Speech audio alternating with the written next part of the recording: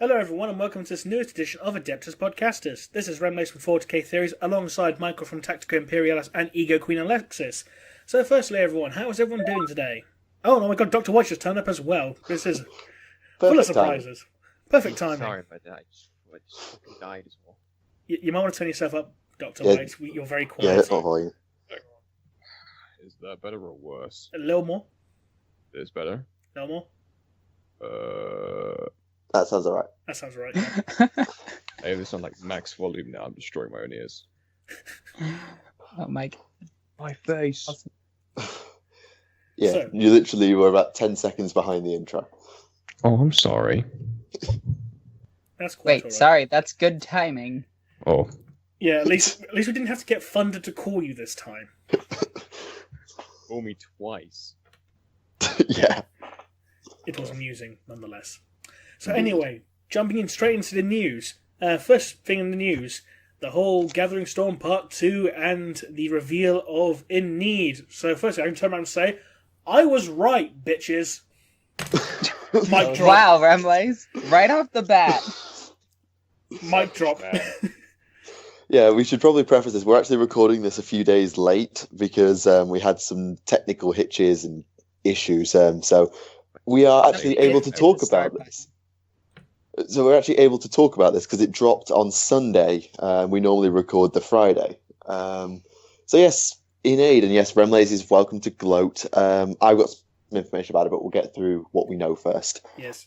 So, thanks to those new models being revealed, the fan theories saying that the guy in red was Jagatai Khan or Prince Iriel have been completely debunked. It's the Sword of a Need. But again, it might be a need of the armor, but I don't still. know. What do you mean you don't know? That could still be him. It's not Jagatai Khan. I Way know. too small, too lithe, and He's not on a bike. foot. Yeah. Simply mastered the fleet of foot off the Elder, so now he can drive whilst walking. I mean, it doesn't rule out that it's Uriel because Uriel is cursed in his own way, and it's True. possible. It doesn't rule out it being Uriel, No, but but it rules out it's- Jagatai. yeah, it's highly unlikely, particularly given that I don't see any similarities to Uriel. Like Uriel wielded the Spear of Twilight. The Sword of Enid has a sword.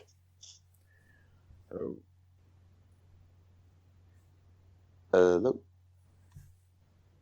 Yeah, you're right. You're right. Sorry, Dr. White said something I couldn't quite. I was trying to understand what you were saying. Because you gone quiet again, mate. I was agreeing with him. Don't worry about it. Oh, okay. There was complete silence, and I was like, "Uh-oh!" As people started cutting out immediately. No, it's not that bad. Everyone just starts dying. There you go. We can hear you now. For some reason, Skype's auto volume is like, what's that? You want it on bottom volume? Okay, then. Thanks, Skype. So yes, we've had the Sword of Enid, but we've had two other models as well. I'm going to just check their names because I'm pretty sure that the images I One's sent. the Emissary of Enid, which comes Yeah, with the Ivrain. Gerics. Yeah, that's it. Yeah, and the other one's the Avatar, the Incarnate. Which looks horrible. It looks like Fulgrim. It is I- Fulgrim. It's not Fulgrim. I just don't like it. It is Fulgrim. It's not I'm Fulgrim. going to go on. Fulgrim's a snake. I'm going to go on. Yeah, Actually, but yeah, it has that's a true. boob. Fulgrim doesn't have boobs Why not? because he's a snake. Snakes don't have tits. Unless you're trying to I've them seen assume, mate, enough but still. stuff on 4chan. I've seen the internet, the horrors within. Oh god. Yeah, I'm going to go on record. I like the Sword of Enid. I love that model. The Emissary, I could take it or leave it, and the Avatar, I really don't like. At least on first impressions. Then again, I didn't like Magnus's model all that much on first impressions, so... and I didn't like the new Lord of Change model, which we'll talk about in a bit, because he's got some stuff, and I've come round to that, so I might come round to this as well. If this new book does not include any Slanesh, I'm going to be super salty. I assume it would, just Upsetty because spaghetti. it's involving Enid, whose sole purpose is to kick Slanesh in the dick. So, And the book, and these are all being released as part of Gathering Storm Book 2, which is the Fracture of BL Tan. Who's going to want to kill an Eldar Craftworld? Well, Slanesh. or that one Zoanthrope. Or the Doom of Malantite, yeah. Wrong end of it. Yeah, Oh god, I love the Doom of Malantai. Needs to come back. He will one day. He'll be in Gathering Storm Part 3, om nom nom. Clickety-clack, here come the nids. Actually, that raises a point of, I think, Alexis, you were saying something about there's going to be multiple parts to Gathering Storm, like more than just like, because obviously Wrath of Magnus had 2 parts. Oh, sorry, Warzone Fenris had 2 parts. And Sanctus Reach, I think, had 3 parts. So how many's Gathering Storm going to have? 13. From what I heard, it's going to have 4 books. I think the 4th is probably going to be a special edition of all the fluff from all 3 books. That'd be nice, actually. But what I would like to see is the first book is about the Imperium and Chaos, but the Chaos doesn't matter. The second book is going to be about the Xenos races, and the third book is going to be about Chaos. Ooh. What I really think, we might actually see a lot more Necrons in the second book. They are taking more center stage now, which is good. With Trazyn popping up on Cadia, we'll talk about his proper name, Trazyn, the gay best friend. We'll be talking about Cadia properly, I'm sure, a little bit later. But with the Necrons popping up a tiny bit on Cadia, and them being the ancient enemies of the Eldar, if they want to pull away from Chaos for 1 second, then the only other likely option to go and kill Biel-Tan will be the Necrons. And actually, I was watching a video this morning from one of the friends I follow. He was talking about how the Catan need a new model and maybe a new set of rules, and that would be the perfect time to do it. Wait, I was watching that too. From Idic Beer. Yeah. Fair enough. The Catan models are terrible. I'm going to pick that model across the board. I'm going to roll my random psychic power, and I got a close combat one. Yeah, the Catan needs something, but I'm sure the Necrons will get some love at some point. We need a Void Dragon. We need a balance pass. We need them to start dying. Start killing people. End of their point is that they don't die. No, but I'm talking tabletop rule-wise. They don't win games. They just stand there. It is the most boring army to fight. Can we have one that has... No, that's Eldar. Can we have one that wears a leather jacket and sunglasses and carries a sword or shotgun? Yes. Yes, we can. My name is not important. God damn it. I am Aldari. Lol. Actually, yeah, that raises... the preview trailer for Gathering Storm 2, which obviously got properly revealed yesterday or on Sunday, was just a little quote from Isaac Araman talking about the Eldari. And the Eldari, calm down. Don't worry, they're not just doing a rebrand. The Eldari is the Eldar name for the Eldar. I have got this from my GW. I went out to my GW yesterday. It is the Eldar word for the Eldar race as a whole, not the Craft Worlders, not the Darkkin. I think the Dark Eldar have their own title. I've forgotten it right now. I might have learned it somewhere. It's their species name at the end of the day. It is that. Yeah, it's their name for their own species. Yeah. And it will basically represent, just like apparently the Imperium got some sort of combined army list in Fall of Cadia. Confirm? Yes. Well, the Eldar are going to get one in Fracture of Biel-Tan, where they're going to throw everything together. It will not invalidate the old books, so Crappled Eldar will still be able to do their bullshit, and Dark Eldar will still have to do their suffering. But the Eldar are finally getting over being upsetty spaghetti at each other, and it's just like, let's stop hating each other for a second and fix some shit. I mean, well, it's also like this. They're looking at the Imperium, they're like, wow, these guys are fucking idiots. Oh god, there's a lot of them. Maybe we should, hey guys, maybe we should deal with the chaos threat. That's always a possibility. Certainly. And in other news, a new Necromunda game has been announced. What the hell was that? The sound of excitement, my friend. I am a deviant servant of Slaanesh. That is beyond excitement. That Clearly is you have not seen the glory of the Emperor. That is the sound of the Lonely Island song. That is almost dubstep Remlays. No. Hashtag dubstep Remlays. Yeah, I anyway, going back to Necromunda as a concept, so I'm just like, eesh. Yes, it's being developed by the guys who had a hand in making the Mordheim video game, which a lot of people seem to like, so that's generally a good sign. And it's good practice considering they're basically the same thing. Exactly. And here's where I go quiet because I have no idea what I know what Necromunda is. I've just never played it. No, I've never played it either. I'm hoping Cal Jericho makes an appearance. I used to play it. What gang were you, mate? It was so good.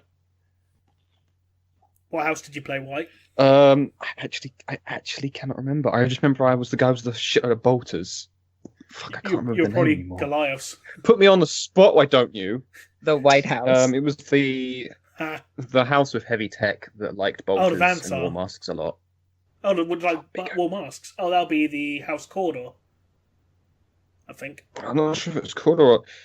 It wasn't the ones with the fucking stolen Tau/Elder murder suits that they could summon randomly. Not the Spirers, no. Yeah, so it was probably House Corridor. Let's find out. I always liked playing Go on a Wikipedia for this shit. I always like playing as the Redemptionists. The who Ramlays? The Redemptionists, basically like a fanatical ecclesiarchal cult, and they had the original eviscerators. Instead of being chainsaws, they were just massive chainsaws with flamers attached to them. Yeah, they weren't exactly part of the church. They just wanted to really believe they were. They were a fanatical cult. Aren't we all, the cult of the Emperor's Redemption. Yes. They were were nutters. They believed in burning things. They would have gotten very well with the Sisters of Battle, because they like to burn shit. Their favourite weapons are flamers, as their war cry is often cleanse blood with fire. Well, when is Necromunda set? Like, is it set in M41 or is it set a little earlier? Because Necromunda, as a place, has been around pretty much since the Great Crusade. It's set during the same time as modern 40k, essentially. I thought Necromunda as a planet got fucked. It did Or during the was Horus that Heresy. No, Gorkamorka got fucked, because it ended up being a Necron Tomb world. Yeah. Necromunda itself actually became Necromunda. I remember looking this up. It got completely wrecked in the Great Crusade by the Imperial... I know the Imperial Fist took it in the Great Crusade initially, and then it got fucked up. I will... not the battle. I found a wiki dedicated purely to this. There's a Necromunda wiki? Fucking hell. Here we go. Wait, is it a canon source? It was... one would have supposed so. It was in the Great Crusade, in the Arrhenius continuity near the Sol system. And... well, I assume it's set in modern day purely because in the appendix of Necromunda, we had stat lines for other races to appear in your games as part of campaigns. It has stat lines for Chaos Space Marines, so that's obviously taking place after the Horus Heresy. Well, as the way it goes is that the Imperial Fist took the entire system bar one, which is Arrhenius, and then the leaders of that planet, which are like the leaders of the old area, surrendered. And then a new enemy emerged from warp gates, small dark ships circling bloated larger craft. And then they completely wrecked the place. The stars were burned, the warp gates were detonated, and the unknown enemy just vanished. And all that was left was Necromunda. The Imperium renamed it as Necromunda. The small dark ships were actually Tau ships. That explains how the Spires managed to get hold of Tau tech. Warp gates, though. Yeah, it's not said whether or not that house is Tau tech or Eldar tech, but it's like okay. Eldar is more likely, given what I've just read. Given that it's near the Sol system and it started in the Great Crusade, and the enemy that wrecked it came from a warp gate, it's almost impossible for it to be Tau. Right. True, but attack itself is more than likely to be Tau, just purely given the Tau lexicon and what these suits are also named. Don't forget, they could have gotten the suits from rogue traders that made dealings with the Tau. Necromunda is notorious for how heretical it is in everything. Why do you think the Redemption cult sprang up? You're all sinners, we must burn everything. Kill everyone. I like those guys. Except for House Corridor, they're cool. They could have just started with themselves and then it would have all been over. Yeah, but it's also Spires. It's also right. mutation is so common on Necromunda that the Arbites allow it to a degree because it's just that common. You cannot police it. You can't just go around killing everyone. You've got an extra finger, go away. Basically, as long as you haven't got tentacles or crab claws, you're fine. As long as you aren't just growing signals of various chaos gods on your flesh, then fuck off. Go away. I'm not going to stab you. Waste of bullets. I'm just going to hit you with a stick. And it's also trying to kill Get out of spiders. here. Go to the underground. Gotta get out of here. Michael Funny Bay. Funny thing is, Necromunda's population is only about as large as ours. So it says there are probably more people on Necromunda than have ever lived in the entire history. That have ever lived in the entire history of Terra up till the end of M2. Yep. So yeah, in the entire first, in terms of up till the year 2000, everyone who ever lived on Earth is about is less Bear than in the amount mind, of people on Necromunda. Necromunda is just one hive. Like, it's not even the entire planet, it's just a section of the planet that isn't completely fucked. It says Necromunda is typical of Hive World with Hive cities rife with gangs. Because when Necromunda takes place, it's in Hive Primus. Alright. There's other hives scattered across the Tell planet. how bad my memory is. There's a bunch of wastes in between the hives because you've also got the Ash Nomads who literally live outside the hive. Somehow. How? Oh, they also have cars. Yeah, they have cars, yeah. It's basically Mad Actually, Max. that was one of my biggest questions. Are there cars in 40k? Because every time you see a planet, there's staircases.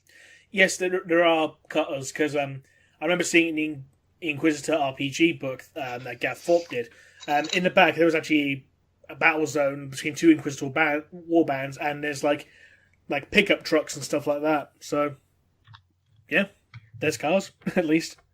And don't forget, in the Eisenhorn series, they take little land speeder cars. You want an image of a car? This is a car. Sure. No, fuck, this isn't the official one. I'm trying to find this picture Alpha showed me ages ago, which is hilarious. The early... there it is. I think this is the right one. The early Genestealer cults had models for vehicles. Yes, they had a like the limo. limousine. And they were beautiful. It was I need to glorious. find it. Glorious. I have to find it. It looks so good. But yes, So- Necromunda is getting a video game, and that should be interesting. I will withhold judgment because I probably won't play it anyway, because video gaming is something I don't have time for. I'll probably Heretic. yahar it like the waste man I am. I have over 400 video games in an entire store. I have more of a collection than most other people on the planet. My PS2 collection is 4,000 games. Nice. Where do you keep it? I have only played 6 of them. Well, I mean, the thing with PS2, this is I go to own every bug single things, game whatever, in the and just find Dreamcast GameCube library. games everywhere. All 4 of them. Ah! Ha! Don't mess with Dreamcast. That console was awesome, man. Dreamcast. The was the shit. Dreamcast was actually better than most computers at the time, which was interesting. Oh well, Reno. Plus, you can't mess with Choo Choo Rocket. That shit was awesome. Anyway, What's the next point on the agenda? New law change model. Yes, Which entails they the will new also Kairos. make Kairos. Yes. we also have the Gangs of Tamora. Which is Oh, only yeah, thank you, £35. Comrade. Or your regional equivalent, yeah. It's actually a ridiculously good value. So if you want to start a Dark Elder army, get that. That's basically 2 fast attack slots, if nothing else. And you can get the Sky Splinter Cabalist thing, which is like the Cabal warriors in a Raider, which is currently on that transport armored assault deal that's going on at the moment. You can get a troop unit and a transport for a good value, which I can tell you is very good value because I'm going to get one for half price Devilfish. $55 US. What is it over there? It's I think my Tau one is £32.50. They seem to be around the 30 to 35 mark. The only ones that The cost Tyranids more... one is slightly more. Yeah, and there's also one more that costs about £37 as well. I'm not sure which one. I think that's the Necron one that costs that much. I think. Could be. But yes, it's getting started with Dark Eldar. There's probably no better time, especially considering that with Eldar, you'll probably get a bunch of stuff that you can use along with it. Whole new cool shit that leads to new strats being made. And that avatar of Anina looks like Fulgrim. I was just gonna All say I it's know- terrible. All I know is this is a whole new level of salt for me because I hate the Eldar. Ooh. Why do you Actually, hate why, the Eldar? though? Well, Especially I'm a Slaanesh. deviant servant of Slaanesh. I have to hate the Eldar. It's kind of a default. The thing is, you Okay. wouldn't exist if it weren't for the Eldar, so you're going to have so much hatred for them. My It's the hatred for overflow. them is legend. Your suffering will be legendary, even in hell. That's the point. When Slaanesh was born, did she end up having a tantrum going to the Eldar Pantheon? You're not my real parents! Yeah. Like an angsty And teen. that's the thing that was said. Because that's what Slaanesh should be worrying about the second it's born. Besides screaming and rending the soul of every Eldar within range. And then deciding to eat the Eldar gods and attempting to rape Isha before Nurgle went, Oi, that's mine. Fuck off. Keep your fucking hands off, that's mine. She's my Did bitch. anyone else notice that out of the pantheon of the Chaos Gods, Slaanesh is like the most hated by all of the gods? Oh, yeah, it's an upstart, a usurper to their power, because obviously... Slaanesh came along and generally fucked up everything. Until Slaanesh showed up, the Chaos Gods were quite comfortably living in the backs of the minds of all living things. And the They just hilarious existed. part, I was like, happily. God damn, we have to work now. and the How to hilarious do other things. part was, according to the warp logic, which is no logic, Slaanesh has always existed, and yet never existed. So, yeah, sorry, Slaanesh. According to some idea, you don't exist. Hey, Slaanesh, move out the way. Here comes our new god, Rat God. No, Daddy, I'm You now were the part of horned the rat. Pantheon. Here he comes. no. I hate that fucking rat. God. Joke's on you. Oh. Malau's coming back into canon. Oh God, no. I'm okay with Malal. You're okay with Malau, but you're not okay with the horned rat. Well, she doesn't Malal like is fantasy. Okay, let me explain this. Malal is like that cringy kid in Hot Topic. You don't ever have to talk about it. You just know it's there, and you never want to see it. Isn't that Slaanesh? Yeah. I was No, just gonna say. Slaanesh is the one that comes running after you, gives you a big hug, and calls you senpai. And makes you awkwardly walk around with like a folder in front of your crotch for the next half hour. I don't see a problem here. God damn it. Anyway, yes. Anything else in the news? I'm sure we had something else to discuss. Yeah, you know, kind of the fall of Cadia. Oh Ah, yeah, yeah, Cadia, that was a A-OK. Oh yeah, that.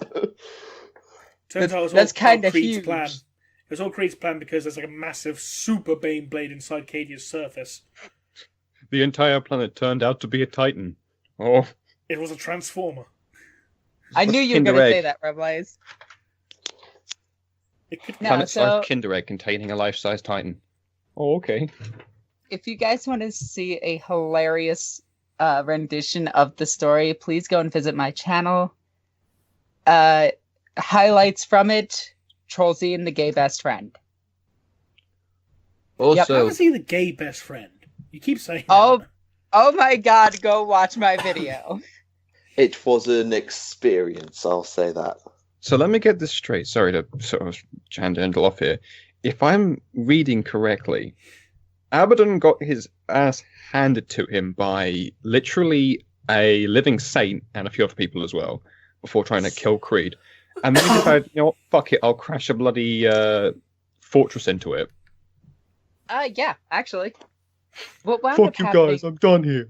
What wound up happening is this, and And I had to read this like 2 or 3 times just to make sure I got this pretty much correct. Spoiler The alert. Space Wolves giant vessel of I'm gonna beat the crap out of every bit of chaos because I hate all of it, decided to fly directly into the Eye of Terror to hold everything up. It actually cracked and basically crippled the Black Fortress. Like, just a battle barge did that. Nice. And then it disappeared. So obviously it disappearing in the warp is just an incarnation of, hey, look, we're gonna go get Lehman Russ. Anyway. When Abby actually hit the planet, Creed was all like, yo, use a bitch. And Abby was all like, well, I could easily just take the phalanx and, you know, destroy this place. But that guy called me a bitch, so I'm gonna fight him instead. Yeah. Saint Celestine, an entire regiment of Vestorian Firstborn, released by Trollzine, and a whole bunch of other things. Like, basically, they all just clusterfucked around Abby and just shot and killed him. Stop But shooting me. he was all like, on I'm this. Abaddon and whatever. But as he was like strangling Creed's like, Psh, took you 13 tries to beat me, and he rips off his arm basically. Still taking and- the piss out of him. Well, So Creed Creed rips off went his full arm, or meme. Abaddon rips off Creed's arm. It doesn't matter. Behind it kinda was a does. Titan. Anyway, Creed is like bloody a mess and whatever. Celestine gets up, stabs Abaddon in the back through the spine, and Royally Abaddon's hurts him. like, "You guys are mean," and he leaves. I'm going home. I'm taking my Black And then Crusade he's- with me.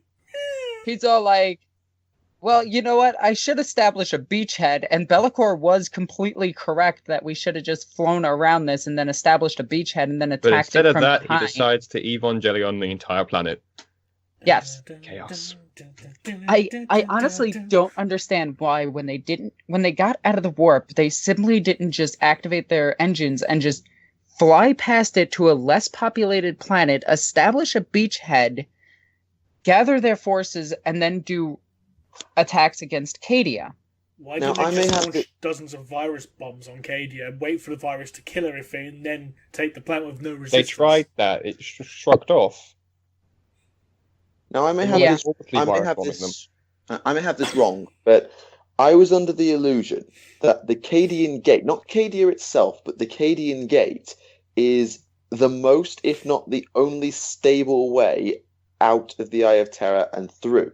And obviously, it's guarded by Cadia, because hence the name.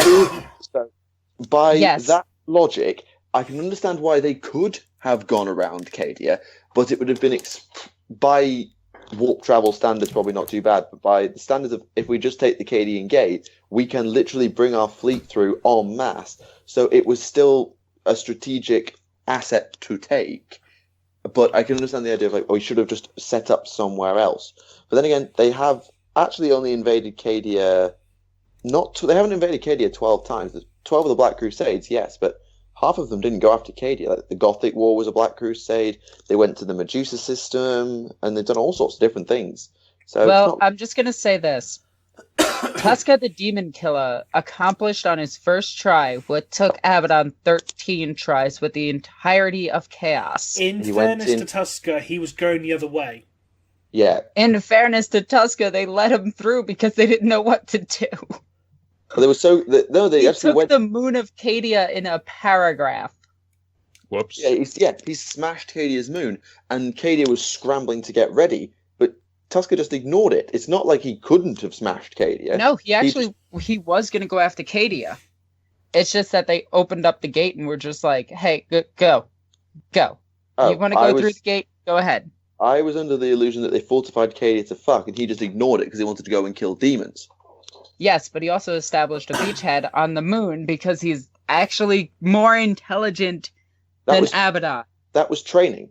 That was him getting his boys used to harsh battle conditions that he knew he was going to have to deal with in the war, wasn't it?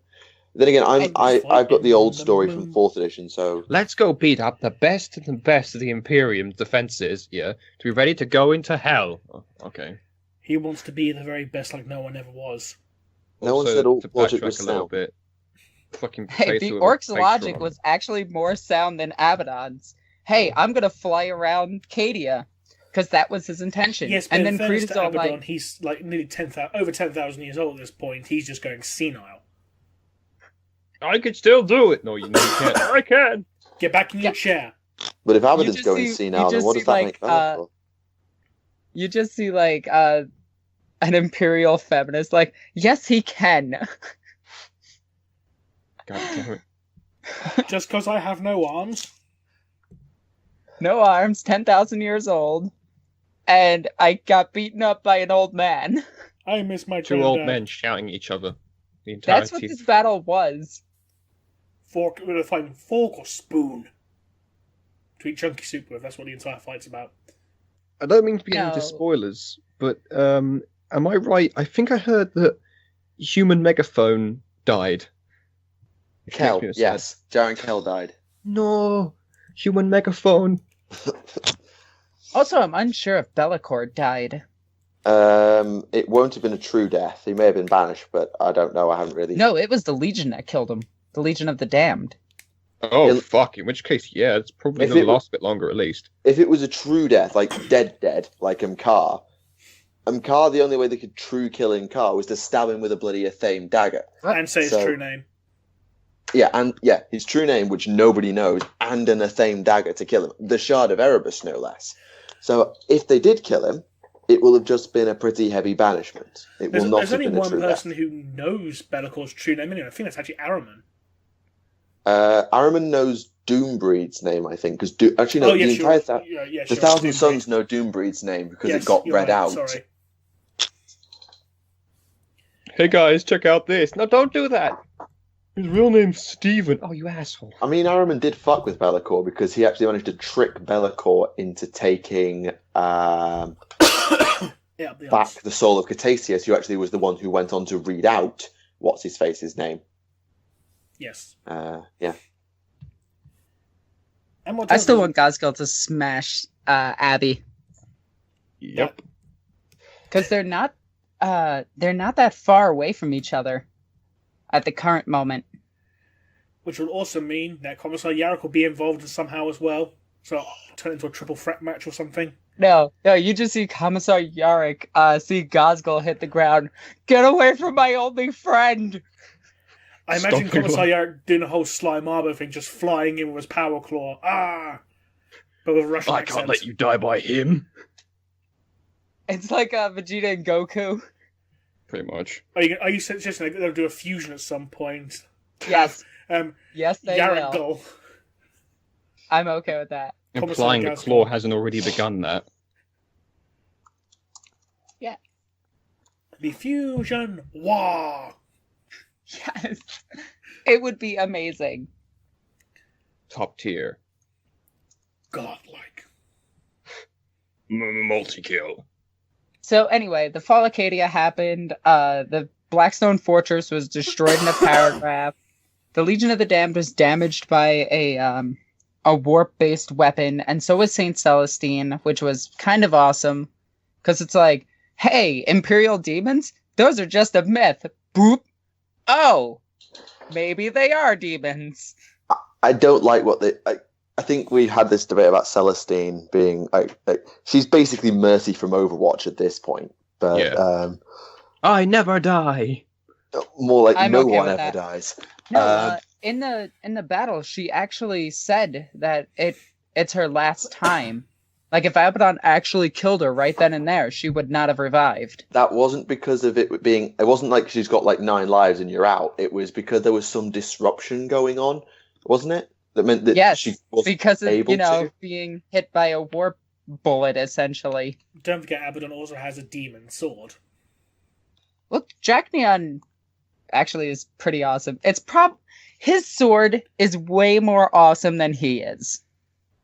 Wait, it was the result of the first murder. Murder happened. Hi, I'm Dragnian. I'm gonna mess up the entire Imperium. Before I get shoved that into a was so- stick. And used by a guy who can't even pick me up. Yeah. Sorry about that. My fucking webcam. My Your bedpan. goddamn microphone. Your died for a second. bedpan? My How bedpan. lazy are you? I'm a skeleton. I can't move. I have no muscles. No, my microphone decided to die. I said webcam. I was like, oh, what? No, that's not right. I heard bedpan. Shut up. Oh dear. It's a new budget song. Like, bedpan, living up your mind. Anyway, Here we go. There's got to be someone in the comments who's bound to have heard Bread Fan by Budgie. There's got to be someone. I can't be the only Someone. one. oh my god, this That one was the awesome. podcast. This conversation's derailed. Yes. Straight into the ground. Okay, so is there any other news going on? Can't think of anything. Oh, why have they changed the colour of the Gearinks from, brown to green?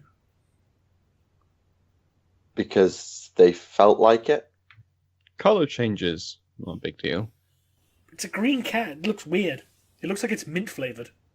It's Eldar. Pyramid Of course, flavor. it looks weird.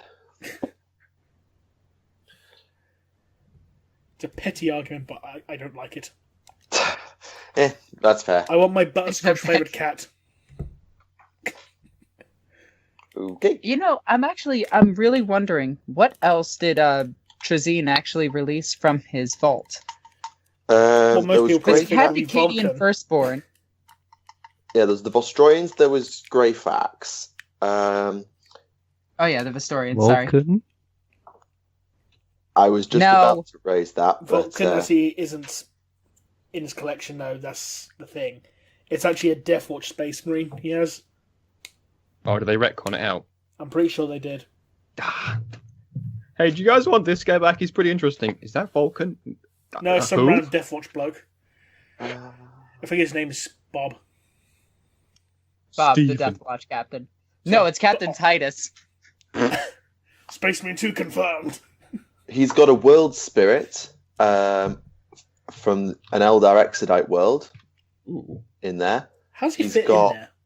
Because I'm supposed to encompass the entire It's- planet. It's basically like an infinity. It's the Exodite equivalent to an infinity circuit. Yeah, I know, but it's supposed to encompass the entire planet.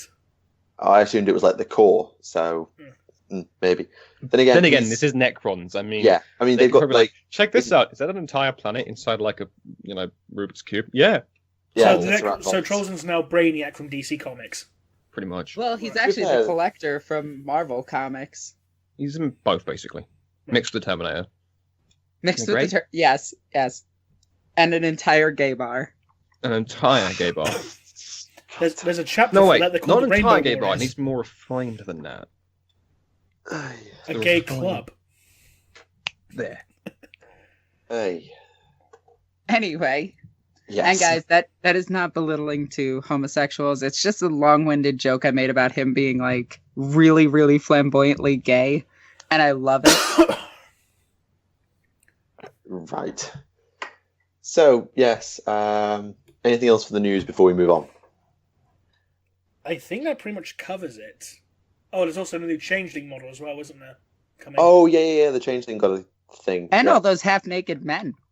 You would they're like for- that, though, wouldn't you? Well, they're for Age of Sigmar. Yeah, the Yeah, Kyra. but they're from my least favorite chaos god, the nerd. Wow. I'd assume that Khorne would have been the least favorite because you No, know. Khorne has Tuska the Demon Killer, so he's instantly my second favorite. And he's good for rough sex. Enough guttural screaming, and it'll be enjoyable for someone. Oh, okay. Remlace, I was drinking when you did that. You're terrible. Dick. It's better than the messy sex you have of Nurgle, though. Remley. I know. No, we're done with this now. We're moving on to the Q&A. You have crossed the line. Yes, let's get on to the comments Q&A. As always, if you want to get involved with it, then just leave a comment on this video with the word question, and we will answer it in the next episode if we can. Bear in mind, we have answered a lot of questions by this point, because what are we on, episode 10? Yes. So, we have got some duplicates. I tend to skip them. Yeah, I know we skip the duplicates, but sometimes if we don't answer your question, it could be that it's been answered before, so you might want to check back from Well, older we could also episodes. have a new argument about the question, too. I mean, With new evidence. yeah. Yeah. If there's a new thing to bring into the debate, then yeah, sure. Just something for people to bear in mind that we have answered a lot of questions before. Okay. What if 40k had a band? What would it be called? That depends on which race made it up. Grimdark. I'm pretty sure it would just be called Grimdark. Yep. And it'd be black What and if- death metal. I kind of like this question, actually. What if 40k, 30k was adapted into a musical?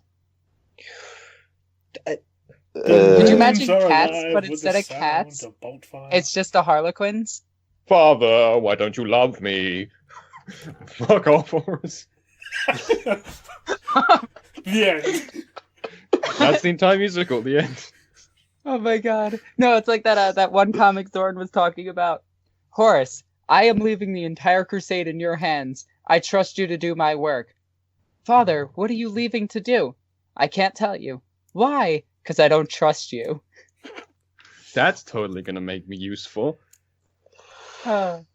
Eventually get a nice romantic song between Ferris Manus and Fulgrim, no? What if 40K was made into a sitcom? Why did people want 40K as a sitcom? Would it just be called Enemies? I assume it'd be like that comic, The Real World 40K. Oh my god, yo, I used to do a cover for that. I love that comic. But is that still going? Was that stopped? No, it was stopped early 2010, I think. Most of the good comics died recently, though. I mean, Regular Marine died. I'm so upset about Regular Marine. That's such a good comic. What was it? It's not so much a comic, but does anyone else remember the Flash animation Plastic Hammer? I do not. Oh, it's the thing that you were telling me about. Yeah, literally, it's like taking the piss out of the tabletop side of things. There was one episode, like, the Space Marine and the Orca roll and see who gets the first turn, and Space Marine rolls a 1 and goes, I got a 10. You got a 10. Yeah, on a 6-sided dice. Yeah. Oh, well done. I'm really impressed. I think I found it from 2007. Jesus. Oh, it takes me back. Back in the day when Anyway, Mammoth rolled the earth. would Karn the Betrayer have the time of his life at a Mortal Kombat tournament? No, it's too organised. Yeah. No, I think he would. I think he would. I think he'd fit in well in Mortal Kombat 3, where it's literally just Outworld versus Earth. He would just go, yeah, get in there, smack everything around. He'd love that. Yeah, things like something like MKX, yeah, but like MK9, where it's all sort of supposed to be super organised, or some of the older It's an actual tournament, Yeah, he might go along with it for a bit, maybe one fight. But the moment like does his like super awesome fatality or whatever on the first person, it's like, okay, you're done. Go. No, I can do better than that. Well, I could see, if Karn, the Chaos God himself, organized the tournament, Karn would be right there and listen. Oh, for sure. Well, that's what Angron's world is. Angron basically rules over a giant gladiatorial planet. So what you're saying is Angron's world is Mortal Kombat. He's Shao Kahn. That's amazing. Shao At least I Kahn. think that's right, because when Abaddon went to go and see Angron to secure his allegiance, he had to go and beat all his champions up in this arena. What do the various human... Go on. Oh, what do you mean? What do you... I could speak, I promise. What do the various human groups do on Sanguinella, such as the normal citizens or even heretics? They cry. Most people cry, some people give things, I think. And some people masturbate furiously to pictures of Sanguinius. The heretics tend to giggle and enjoy themselves because, we killed someone. Then they remember that their Big Daddy Bro died the same day as well. It's like, fuck. Whoops. Question for Alexis. Ooh, I like this one. Malkador mentioned that he suggested making some of the Primarchs sisters instead of all brothers, and the Emperor thought Malkador was joking. Well, considering that according to the Fall of Cadia and a conversation that Celestine had, Celestine explained that she is a product of the Emperor, and the only other people to be described like that were the Primarchs. Yes, but at the same time... So I'm not saying... Lionel Johnson had 19 brothers. Yes. And there's also the fact that the Primarchs weren't necessarily the Emperor's only product, because there's also been references to the Emperor creating a race of new men. Celestine, or at least her essence, could have been, if nothing else... Of that. Yeah, exactly. It seems to me that the Emperor has expended every method of making new forces. He cloned himself, that didn't work. He built sentient robots, that didn't work. I think now, if he's still in the warp and he's still functional, he's probably just like, you know what? Imperial demons, let's give this a go. And he's that's not why a very clever man. Well, the Legion of the Damned have actually been kind of useful. Yeah. I still like the idea of Saint Celestine actually being one of the most badass. Level. Yeah, well, if you look at her stat line, she's 1 wound away from being a Primarch. But she's also weaker. But still. She's also essentially immortal as well, so, And let's also her weapon is better than Pelgrim's. Looking at this realistically as well, in regards to her being a lost Primarch or not, she's not going to be a lost Primarch purely on the basis that Games Workshop's head of IPS said, stay away from the lost Primarch item, no one touches it. It wasn't Lost Primarchs, it's for the player to use. Yeah. It is. That was the original idea, yeah. Actually, I want to bring this up as well. People who shit themselves about end times, stop. Yeah, Because GW actually stated that they are not doing end times to 40k. The reason end times was actually done to fantasy It's because it was is selling. because of copyright reasons. Yeah, they had to rename it for it, didn't they? Yes. Yeah. And Just they said talking the CEO made a statement saying it's a one-off. We're not doing it again. So Yeah. calm And it was a your- good chance for them to rebrand and get things back on their feet again, really. and they did because Factory AOS reboot. has done well. I'm warming. Anyway. I'm warming up to AOS and fairness. I love the artwork, if nothing else. I'm slowly warming to it. It's taken. I'm still salty about fucking ground marines, but never mind that. Oh, Oh, God. so the rest of this question is basically like, if Celestine was an actual Primarch, what would her Legion be called? That's easy. The Sisters of Purification. They already Bingo. have an established chapter and everything. Yeah. Actually, on that point, Sisters of Battle armor, is it on the same tier as Space Marine Power armor? They lack the black carapace, so it doesn't move as fast, but it does offer it's a weaker version of, think of a It's a Mark scaled down version 6 of it. beaky armor. Right, That's pretty much what it is. right. So Just on a it's small scale. shaved down basic armor then. Yeah. Gotcha. Assumedly with a lot more motor support, considering that they can't basically lift the thing because they're human. What? You'd if be you check out- surprised what the sisters could do unassisted. If Well, you then- check out I the, mean, have you seen those massive fucking chainsaws? They just swing around like no tomorrow. yes, but that's because they're Yeah. hopped up on belief and fanaticism when they're swinging those chainsaws. But in regards to Well, the it's like Sister the Battle orcs. armor, I actually did a video on that as part of the Men of Arms series, for the episode about the Ecclesiarchy, so you can check that out for the full technical analysis on it. But So much plugging today. It's Plug- my first pluggity plugging plug, I'm doing. I'm not even plugging the Well, video. at least we're not talking about Samesh's plugs. Anyway, God's sake. Well, what if Noble Bold Abaddon and they're just coming disappeared fluid. after the destruction of Cadia? What would be the best candidate for a new War Master? Honsu. Are we talking about a War Master of Chaos or a War Master of the Imperium? Because War they Master still of Chaos. somebody of They Chaos. suggest Cultist Chat, and I'm all for that. I'm going Honsu. Just because the guy was a nutter and he's hilarious. I have to go. More... Honsu's been manipulated pretty hard, but through Bellacore anyway, and I could see it. I could see it being Honsu, yeah. Or maybe if you want to take it on a different route, you could go with Erebus. Because maybe he's like, I'm sick of manipulating this shit from behind the scenes and getting everybody else to do my bidding. I'm just doing Is this. Cor Theron still around? Yeah, they tried to have Erebus killed and failed epically. Thing is, Cor Theron is an idiot. Cor Theron should have killed Robert Guilliman. He could have killed him in the Battle of Calth and won the Battle of Calth, but he tried to corrupt him instead like an idiot. hey, Robo, come join me. No. Please, we Yeah, it's have pretty much cake. what happened. Okay, Come so on, the man, second chaos is question fun. basically No. just asks if we read the Dune movies. The Dune book movies, whatever. I have not. So I'm just gonna go right on to the third question because I kind of want to speed through some of these questions because there's kind of 48 of them. Dang. Oops. And she drops it. Okay, sorry. Anyway, in a theoretical mercenary codex, which we will see eventually, what would you just copy paste the crew portion from the Tau Codex into it, or would you change anything about it? The Crute, if you want to put the Crute into a Merc Codex, the first thing you need to do is put the Shapers into a different slot. To be honest, I would bring in all of the different kindred, the Headhunter kindred. You would also The- bring in the like the greater Narlocks from the.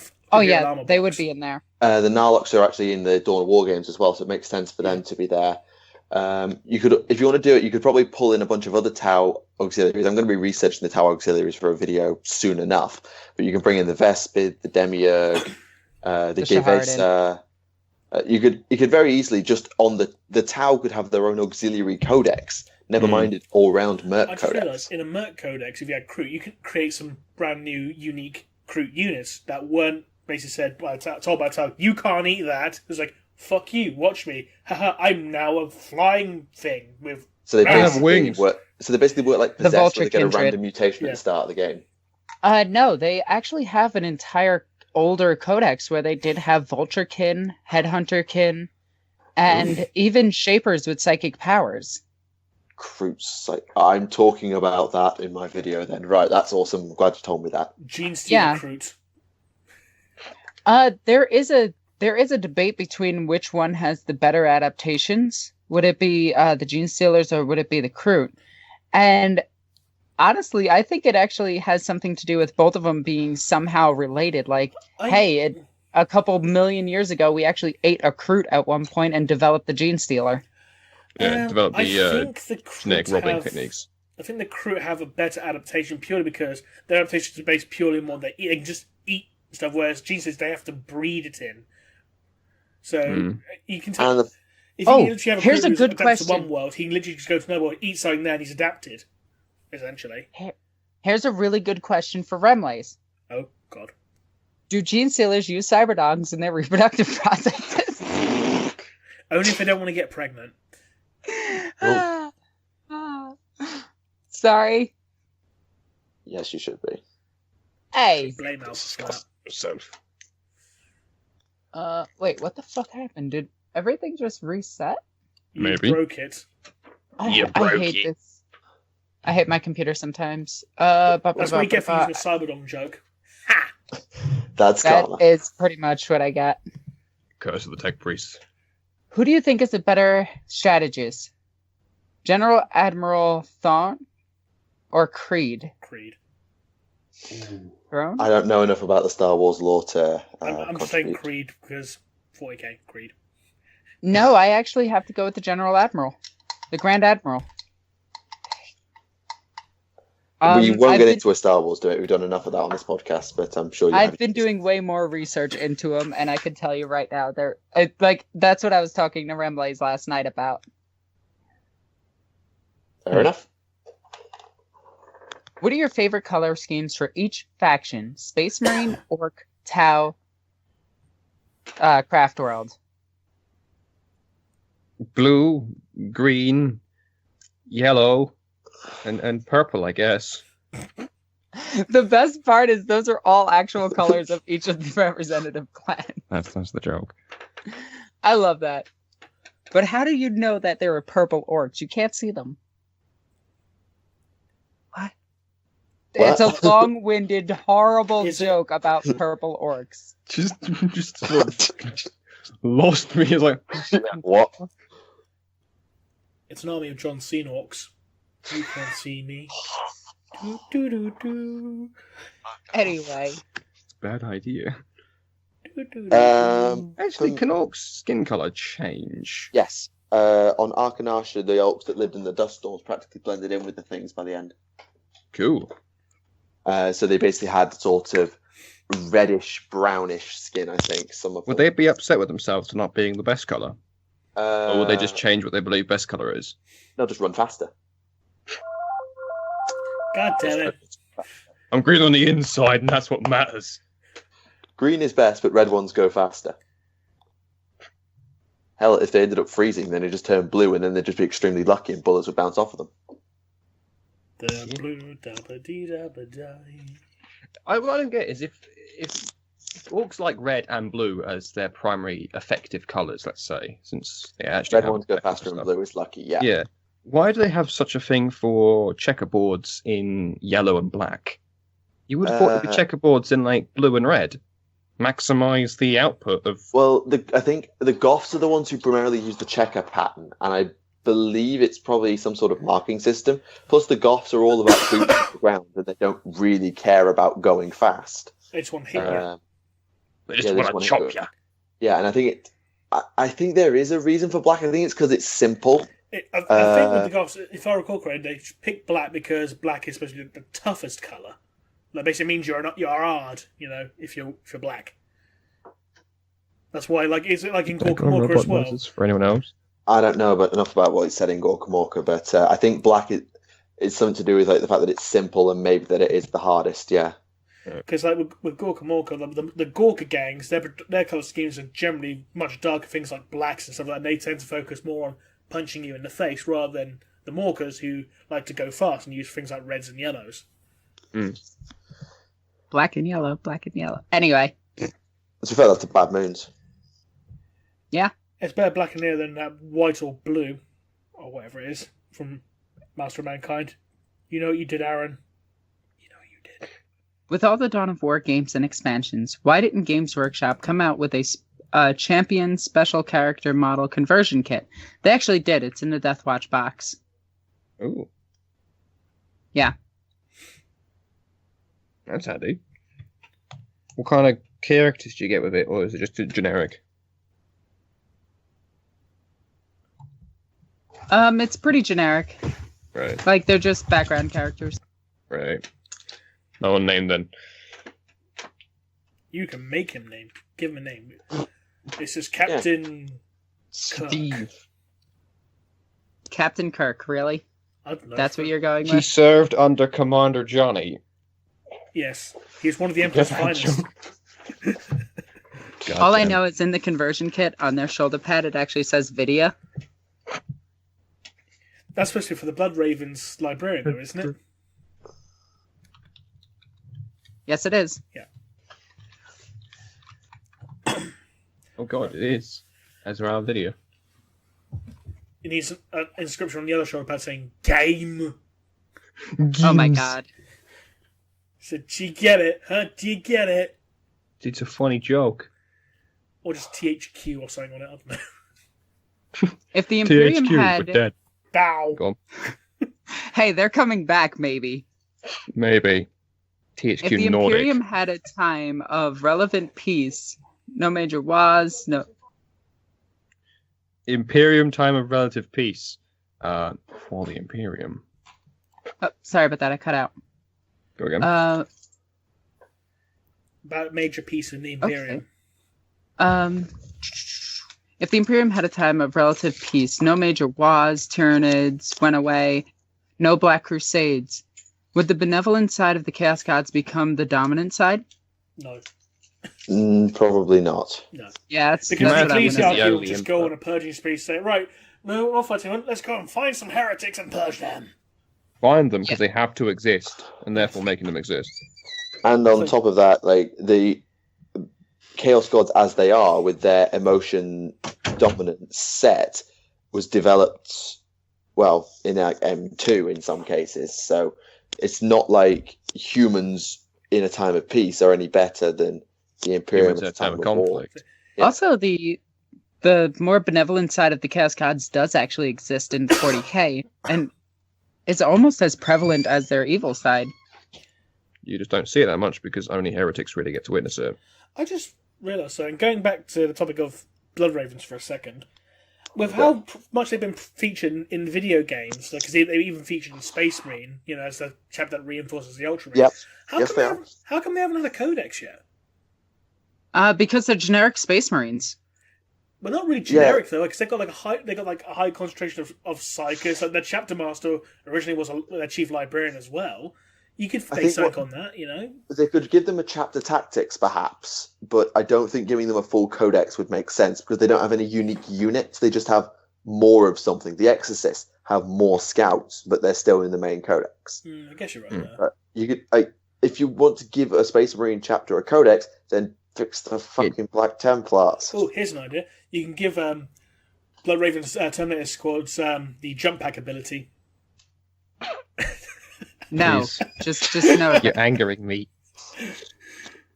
Although if you were to merge a jump pack and a grav shoot, you probably could lift Terminator armor. Well, I mean, Tau Broadsides in the Retaliation cartridge, they use one-time use grav, sort of Drops.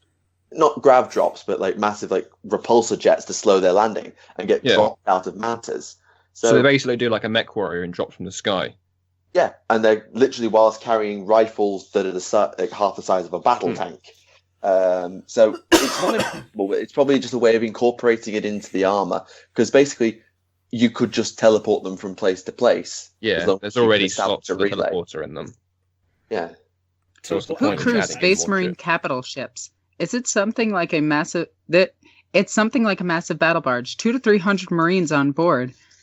Naval ships of the same size can be crewed by tens of thousands of officers and ratlings. Well, generally, every chapter has what we call serfs, which are kind of like human Failed. servants, or some of them are failed aspirants. Some of them are just humans that serve. Born into it via the family.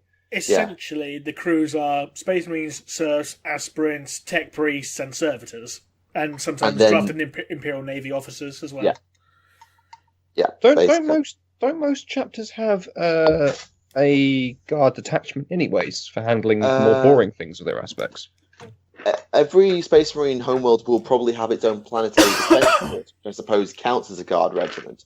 But as far as I'm aware, there's no such thing as like the First Fenrisian. Like Ultramar has its own regiments, yes. Because Ultramar's an empire. Ultramar's its own empire, yeah. But I don't think each Space Marine homeworld raises a guard regiment. They're kind of exempt because the ones they are raising Marines after all. They're raising Marines, and the humans on that world will be used to support the chapter, to feed the chapter new aspirants, and to help the Marines out. They're kind of in a class of their own. Right. Here's a question that I have. It's relevant to this topic though. But you know how the Space Marine crews of their vehicles, Thunderhawks, are like retired Space Marines. You know, Space Marines who just can't fight anymore, who have not earned the rights to enter a dreadnought. They don't retire. Only in death does duty end. Well, yes. Or 2 injured. Do they count towards the 1,000? Yes, because they're still Space Marines at the end of the day. No. Because if they're piloting like the gunships, the dropships, the tanks, etc., they're still Space Marines at the end of the day. But if you think about it, when a company deploys, the vehicle crews aren't counted in terms of the 100 Space Marines that make up that battle company. I mean, obviously the reserve companies have a different sort of composition, so it's hard to say for sure. But I know a standard company of the Ultramarines will have 6 tactical squads, 2 assault squads, and 2 devastator squads. That's 100 Marines before you count dreadnoughts, tank crews, command squads, and general officers. I suppose the 100 counts for the actual boots on the ground, though, and the vehicles count as their own separate things, with the crew included. Possibly. That also begs the question: do dreadnoughts actually count towards the 1,000? No. So they count as vehicles, I suppose. Huh. Speaking of which, sorry to tangent off this, but if Marines are the ones piloting the vehicles, as we've seen with like land speeders and such, yes, does that mean the Black Carapace is allowing them to pilot it? No. Because they're still wearing power armor, and the Black Carapace is plugging into their armor, their armor. But if they're wearing a lighter armor to ride the vehicle, or some sort of modification of the armor, it would make sense for them to just directly feed into the machine. It would make more sense, but they don't. It doesn't work that way because they're still counted as being fully power armored rather than. That would be too competent for Imperial tech priests. Yeah. To be fair, I mean, we do know why the Imperium doesn't really trust anything to do with technology. I mean, we're going to talk about the D cannon fuck up. I was more actually going to refer to the fact that the last time they tried to create something super intelligent and mechanical, well, it turned on them. But... yeah. And then more recently, they tried to tear apart a D cannon, if I recall correctly, and it went horribly wrong, and they had to call in the Grey Knights. So they were like, yep, no more Xenotech, fuck that. Except for the Catan stuff, apparently, because that's fine for use for the Galidas assassins. Oh, yeah. Yeah. Who would win a loyal Space Marine Battle Royale? 30k, the full stock numbers, just full Battle Royale. 30k? Ultramarines, just because sheer weight of numbers. And, I mean, they've got some decent tactical flexibility anyway, and they've got the largest legion of all. I wouldn't necessarily got flexibility, because they were very rigid in their tactics in 30k. It was literally just, theoretical and practical, which basically meant them being pretty fucked up by, the Alpha Legion stuff, because they were completely circumventing that. Well, they didn't have theoreticals, but I know the Ultramarines their gene seed could handle any situation. They had to develop the theoretical for it. If they were just thrust into a war zone without any planning, then yeah, they probably get messed up. But their actual flexibility, they could adapt to any situation given enough time, which is why they were so good on campaign and took the second largest number of worlds in the Crusade. I thought it was the Dark Angels that took the second largest number of worlds.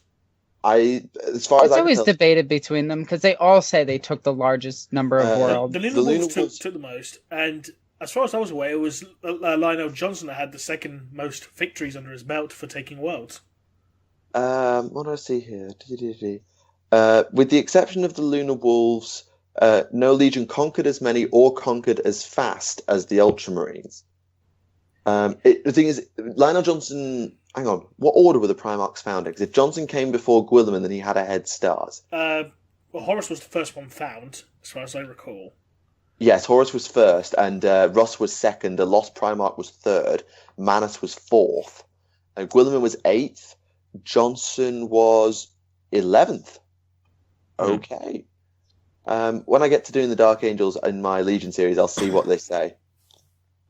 Doesn't the Emperor's lack of feeling or connection to the Primarchs just bolster Remley's theory about Emperors purging himself of all emotions via the Primarchs?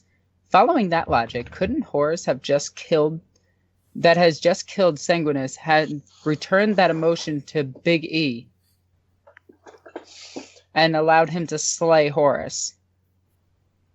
Bit of a stretch, but you could argue that Horus killing Sanguinus and sending that respective emotion back to the Emperor was what prevented the Emperor from killing Horus, because he couldn't strike him down until Horus went, "Oh look, there's a human over there. I'm just gonna make him explode." See, nah. It's like, Horus, you're a little bastard. I'm gonna spank you now.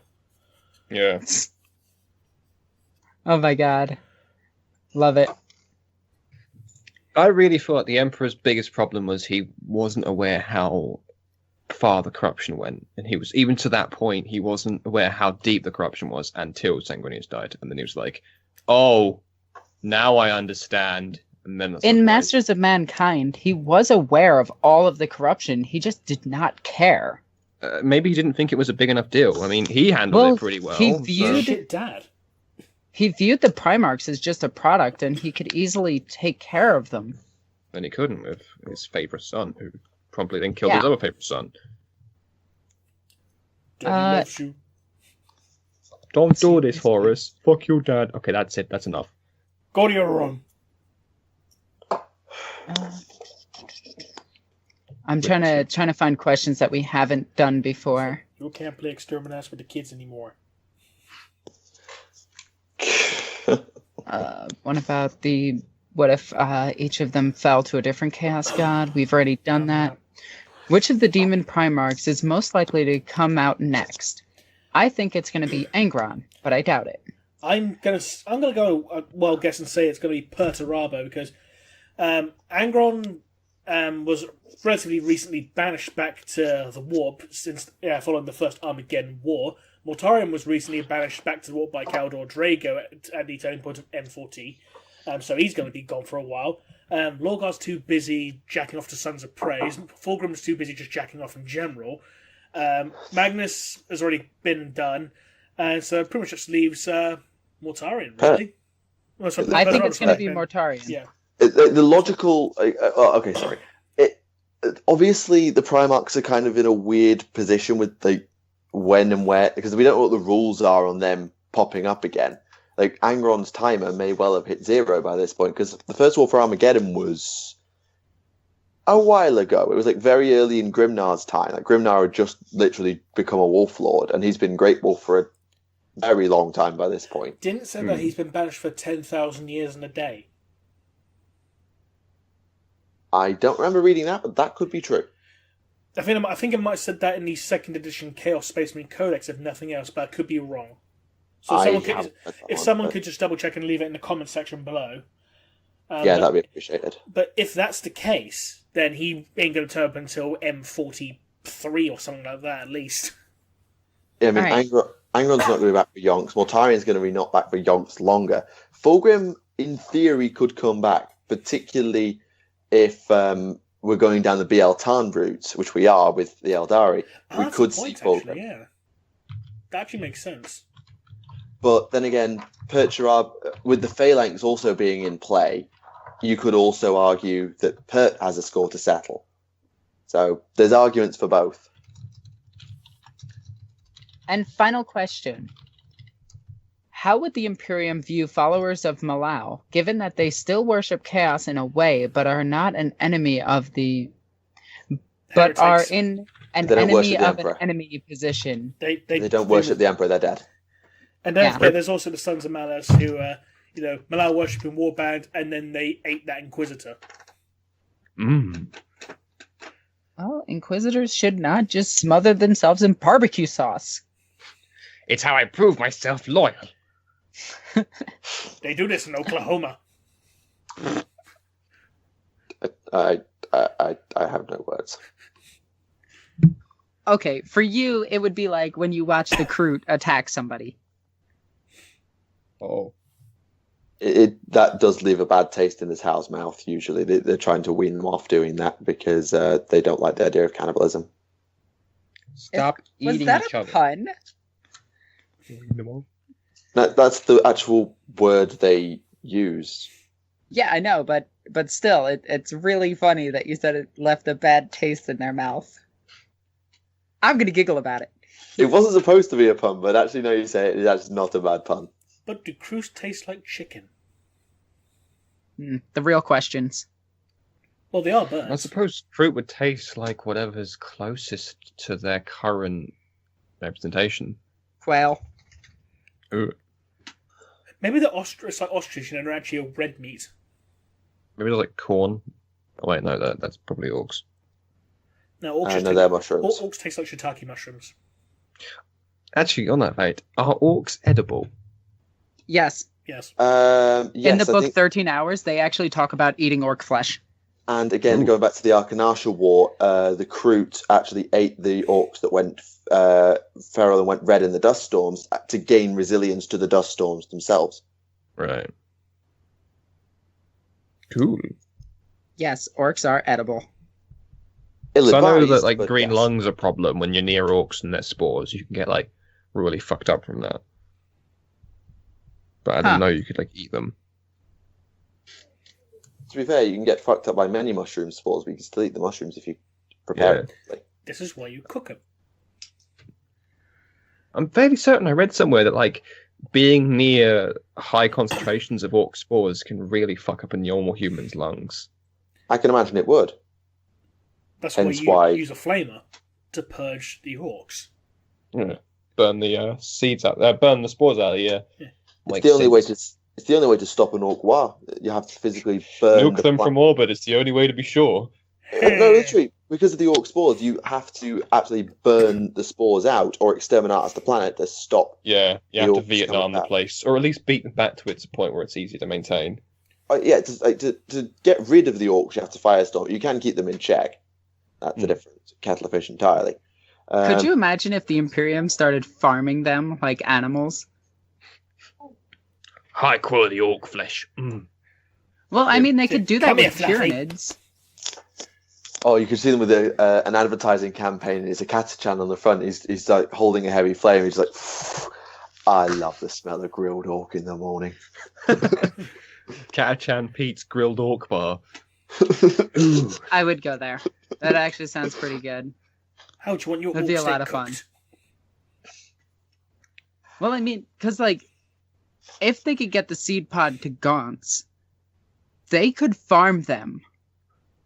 Yeah, but don't Tyranids evolve really quickly? Wouldn't they start like evolving to avoid being at? Yeah, they would evolve pretty. As long as the hive mind was aware of what was going on and was able to force that adaptation. Like Tyranids on their own are basically useless. Well, When how you No, about put the we the get- Gaunts do evolve to the planet. Here's an Like, idea. they To evolve prevent- into a dominant species on the planet. To prevent the hive mind from even activating the Tyranid's own natural hive instincts or whatever, overriding their instincts, you just get a couple of pariahs to farm them.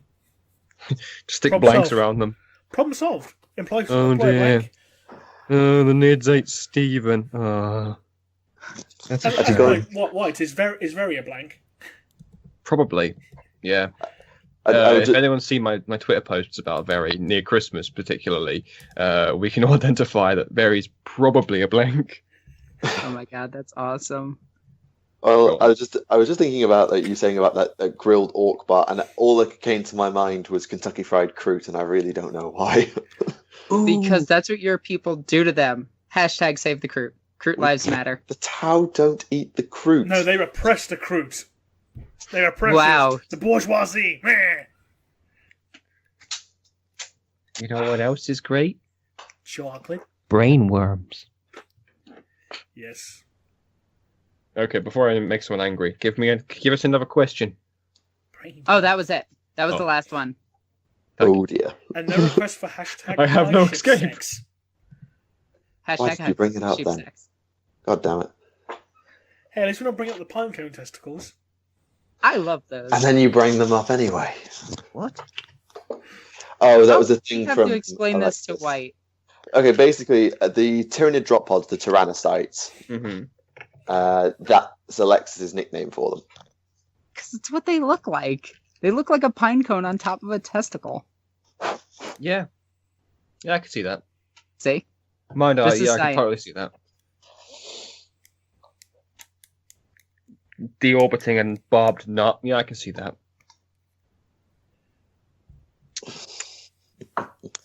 Oh dear. I had a question come up in my comments a couple of days ago. I'm just going to go and find it because I made a video talking about the orcs and how they they are probably a creation of the old ones, the crocs and all that stuff. Yeah. And the question was, if the old ones were still alive in some, there was a few old ones that got scattered around the universe and then popped up again. Could they take back control of the orcs? And I know, obviously, the orcs will. I thought the big deal with the orcs was they never had control of them in the first place. It's like pointing in the right direction, go, run. This way. Isn't that the typical orc strategy? Actually, that's the strategy I implement when I play the orcs on the battlefield. I point at my opponent and go, I'm going that way. Whoa. See that tank you got there? I don't like it. It's dying. But They I couldn't mean, control them in the first place. What makes you think a couple of old ones survive will be able to regain the non-existent control? True. I just thought I saw it and I thought I'd bring it up, seeing as we were needing Well- a new question to distract White. What if they actually Back with my use car psychic first. energy to suppress the orcs?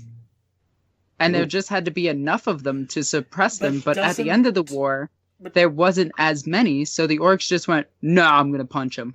But doesn't the orc's own Gestalt psychic field prevent interference from other psychers? It might be a certain thing because... It might be a certain thing based on them being the same species that they have a connection to the orcs that bypasses the orcs' natural defense. The orcs themselves have evolved beyond the point of being croc, because it's strongly hinted in the Beast of Rise series that the prime orcs were actual original croc. That's why they were so much more massive compared to modern orcs. The modern day orcs had evolved from them. So it'd be like... It's evolved into I- a more multi-applicable surface kind of thing. Yeah, it's basically... Whereas like the going original to, crocs were task-made to fuck up the Necrons. Yeah. And we the assume, enslavers.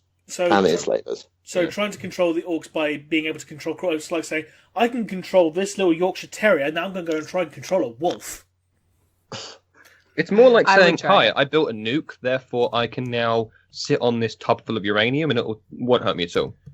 You know, when you've got the refined copy of something, it's not going to be easier to control the less refined version just because you managed to refine it once. Yeah, it's just a question that I'd seen. I thought I'd raise it. It's actually Okay. a really cool question, though. I also had another question. Will you bring Dr. White back? We did.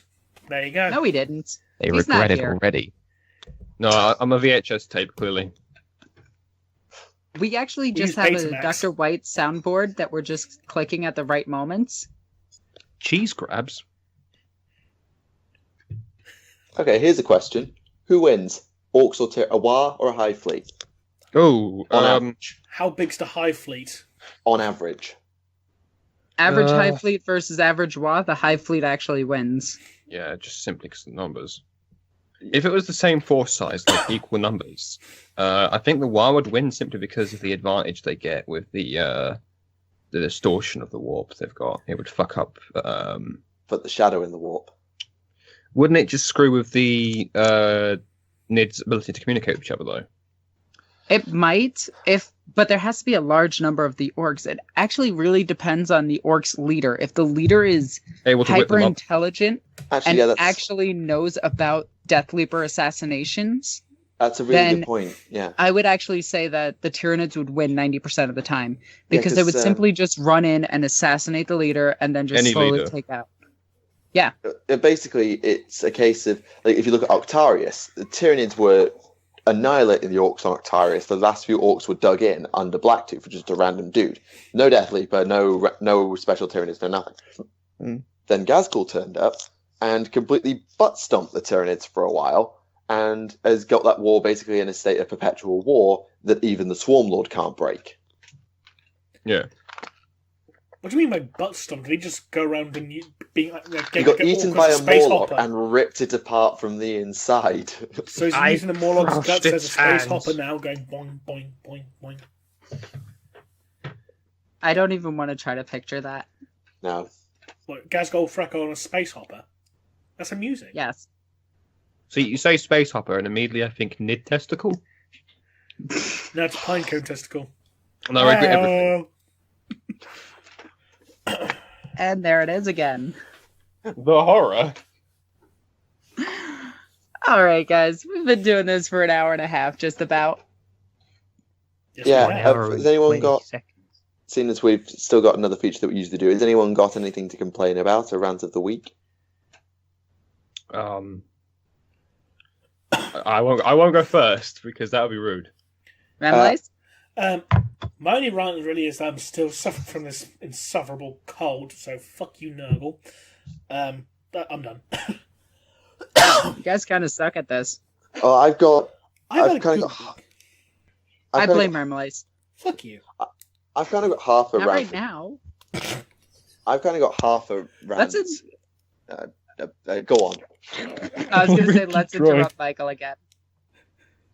Yeah, I've kind of got half a rant, which is like when I wasn't on the podcast last episode because I was unavailable. I had just a couple of days before I'd played a game against Eldar, and it had been one of the worst experiences I've had on the tabletop. It was just yeah, because I was running my 2,000 point Farsight bomb, which is like this entire like reserve based list, and it's a really fun idea. Me and my friend Theory crafted it. It was designed to actually beat Gunline Tau, but we threw it up against this Eldar Necron list because my friend who was playing Tau wasn't able to make it. And so it was 1,000 points of Eldar and 1,000 points of Necrons. Not like spammy on either side. There was no Decurion. There was a unit of Wraiths, both types of Wraiths, so Canoptic Wraiths and Wraith Guard. There was a unit of Jet Bikes. There was so a nice blend of enemy units to go up against. Nothing. Yeah, too a little bit of chunky. everything. And I had basically an army that was entirely in reserve, with the exception of a couple of units that was going to then drop in on turn 2. And they carpet stomped you on turn 1. Am I right?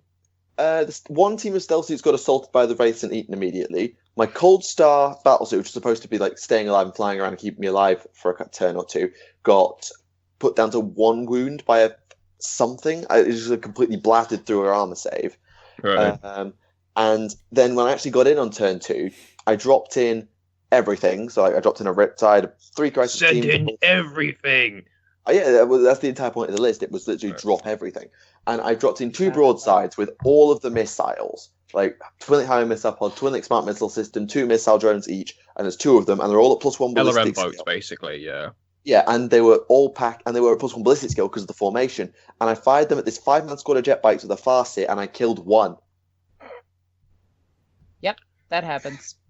And cross missile massacre shit, and you missed every single one. No, they just bounced off his 3-up armor save because Eldar jet bikes have a 3-up armor save for some reason. Yep. And then on top of that, I dropped in like a full-on plasma fusion team. Completely failed to wound a Catan. The only thing I actually killed in the entire turn was 5 Dire Avengers and a Fire Prism. When I dropped, Fire Prism's worth it. I mean, that was. I committed a commander to that. But yeah, it was just like, it was an absolutely appalling turn 2, and then I just like died to D-Flamers. I was like, Oh my well, god. that's fun. And the race went on and ate one of my battlesuit teams immediately, and it was just a completely horrible game. It was at the end of turn 2, I just had to concede. Yep, that happens. That's brutal. No, okay, so Michael, don't feel bad. Somebody that I know, they brought 5 knights to a tournament. 1 castigator and 4 regular knights. You know, just maxed out, really good list, right? Like, there's not much that could deal with 5 knights. He hit the Gene Stealer. but that's a tournament. Like this was Yes, but hear me out on this. He went up against Gene Stealer Cult, the Subterranean Uprising. Each one of them had 2 rock drills. They all got the first turn assault and destroyed him turn 1. The mole man attack. 5 knights gone.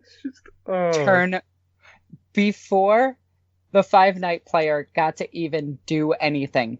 I've seen some real car crash games before, and that I could just imagine the howling around the table must have been great. He sat there for 2.5 hours going, I hate this game. Welcome to tabletop. The best part is when I started the Genestealer cult, I knew how powerful they were, and it's why I purposely build my list not to be powerful, because if I don't, I will just table almost every opponent. Yeah, I sort of get that, because after I did that humiliation at the hands of the Elder, I actually went and played like a 1K game against Genestealer cults. And it was just like a mishmash of stuff, like a couple of Death Watch box sets. So like a Primus, a Patriarch, a Magos. And despite the fact that he rolled godly 6s, like Genestealer cults are like one of those things that if you optimize them, they will completely ruin everything. But now, when you say optimize, do you mean optimize to the task or optimize in general? You just if you put in the good things, then they will fuck everything up. Okay, here's the thing about putting in the good things. There is not one unit in the Codex that's bad. Yeah, well, good job. I mean, you don't really want to make the units themselves aren't. But the units themselves aren't stellar. Like they're good. They're Genestealers. They're good, but they're not like ridiculous. The problem comes when you put them in their formations, and particularly in their detachment, because then you basically can set your entire army up at worst 9 inches away. Because generally you'll be rolling 2 or 3 dice, and you're almost certain to get a 4+. You've got 3 chances to get a 6, at which point you just throw them straight into assault and win the game. Like, if you don't, like I say, if you don't optimize them, I actually managed to beat the Genestealer cult. It was a hard-fought game, and I was running only battle suits because that's all I'd brought with me because I was playing this other game. But I did manage to just about edge them out on objectives. And I lost on objectives, but I almost tabled them. Whereas if you actually optimize them, they'll ruin everything. Yeah. I think. Yes. 2 rock saws per... Well, it's just 1 rock saw per 5 guys. That rock saw gets 4 attacks. Yeah. What's the stats like? Or is it 3 attacks? Hang on, I'll show you. Well, I won't show you, but I'll tell you. I actually have 2 rents, so when you guys are done, I have some stuff to move. The Acolytes. They have 2 attacks base, 3 for charging, and if they have 2 close combat weapons, which most of the time they do, they have 4 attacks. If they have, I think it's Hatred or Rage or whatever, they can get an additional attack. Yeah, Rage is an extra 1, Hatred is rerolls to hit. Yeah. And they can gain all of that with a weapon skill of 5 if you take a banner. That's terrifying. Basically, anything they touch dies. The way to beat Genestealer cult is bubble wrapping your big units with expendable units. It's like blob shields. How I beat. I went up against one player, and how I beat him was I took 2 squads of grots and just bubble wrapped my entire army. He came in and destroyed them very quickly, and then I proceeded to open fire with everything to destroy full units, because I know the Genestealer cult. I know you have to destroy entire units. I avoided their tanks, because their tanks are whatever. They're Leman Russes, but still, Leman Russes are not as scary as 5 Genestealers in your face every turn. Yeah, you have to take units out. And like what my friend always does is he takes 20 of the gun guys, what's their name? Not the acolytes, the ones who Neophytes. Neophyte. He takes 20, like 15 to 20 of those with a Magos, and he basically says, "Oh, right." He does what that you do. He's like, "Oh, you want to kill this unit? Well, good luck, because one, they can basically Genestealer cults can't lose on TAC ops because in attack objective games they literally just teleport across the board, and it's insufferably annoying. It's like, oh, I need to clear objective 5. Oh, I've got a unit that's currently in cult ambush. All right, it can set up anywhere it wants. Bop, there we go. It's on that objective now. Okay. And yeah, I had 11 points turn 3. I've that's been brutal. I've been further down than that turn 2 before. I've been like 9 or 10 down turn 2 before. But yeah, Genestealer Cults are just like really good at mopping up flimsy things and winning objective games. As long as they no, they're good at monster killing too. Oh yeah, because they've got an ass load of rending, haven't they? They all have rending. Yeah, an ass load of rending. Yep. Mm. Light, Yeah. your turn. That's terrifying. Okay, fine. If it's my turn to moan, two vaguely un-40k related things. I was going through all of my old CDs and music and stuff because I felt like being old, and found a bunch of like Ministry of Sound stuff and happy hardcore music from when I was a kid, and it's like, oh wow. And like 80% of my discs are missing from the boxes, and the ones I've got are scratched to fuck. And I'm like, God damn you, young me, stop ruining CDs. And the other thing is my hard drive. If anyone followed my hard drive failure, I've been having issues with it since before Christmas. Windows 10 has decided, you know what, that 40 gig partition you gave me, it's full now. Give me more. I didn't realize how big Windows 10 was as an actual OS. So, and I can't move it because Windows has partitioned off the space next to it for being ready to make updates, which is preventing me from being able to move it. So I've just had to order a new hard drive. But I realized that I lost some files from my old computer, including my 2 videos I was working on, one of which was 40k related. I forced out High Fleet Catdrugs 3 without any video because of that. And the other one was my big old talk video about criticism and handling critique from viewers in a polite and smart way. And that's gone out the window. So I was like, fuck, I just lost a load of video stuff. I'm angry about hardware. I actually did a video for my Patreon about the comments on 4chan about me. What was one of the comments that they were saying apparently like, you're the Blair White of 40k or something, wasn't it? Yes. Wow. I kind of actually like that comment. That's harsh, though. No, it isn't. Blair White's awesome. I'm completely confused. On that topic, Don't worry about it. Alpha, for example, he does not like looking into TG or even 1D4chan or anything like that because he just hates the thought of someone not liking his stuff. Because he's like, I don't want to read people not liking it. That's a fair enough thing to think, though, because no one wants to have their work criticised, do they? So I think I found something else that I'll tell you guys after this call is over. It's going to make you Oh my god, I gotta see this. Oh god. It's everyone's favorite other YouTuber. Oh. Don't... Yeah. Wait, 40k related YouTuber? Yeah. Oh, I know who you're talking about. Oh. Everyone's favorite YouTuber. Okay. Michael just had an orgasm. Stop breaking yourself. Wow.